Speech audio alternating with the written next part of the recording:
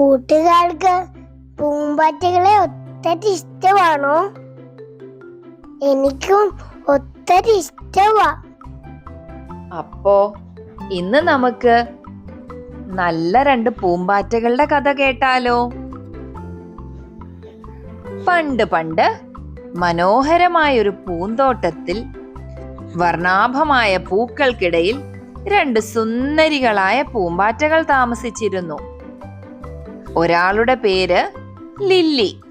അവൾക്ക് വെള്ളയും സ്വർണ്ണ നിറത്തിലുള്ളതുമായ ചിറകുകളായിരുന്നു.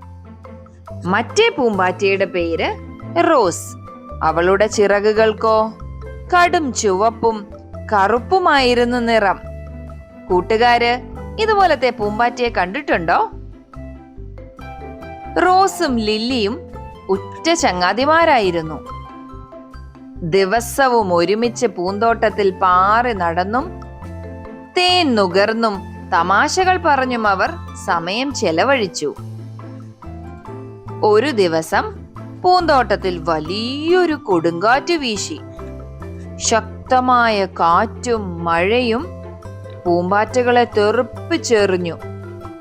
ലില്ലിയും റോസും പരസ്പരം കാണാതെയായി. പേടിച്ചു പോയ ലില്ലി ഒരു വലിയ ഇലയുടെ അടിയിൽ ഒളിച്ചിരുന്നു.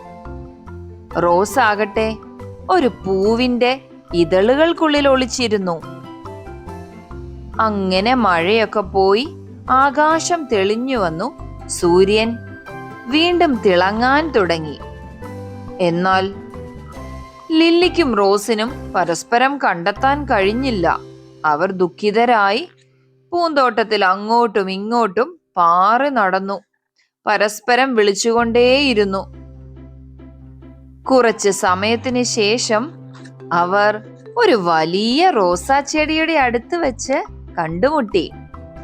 അവർ സന്തോഷം കണ്ട് തുള്ളിച്ചാടി കെട്ടിപ്പിടിച്ചു. ഞാൻ നിന്നെ ഒരുപാട് മിസ് ചെയ്തു. ലില്ലി പറഞ്ഞു റോസിനോട്.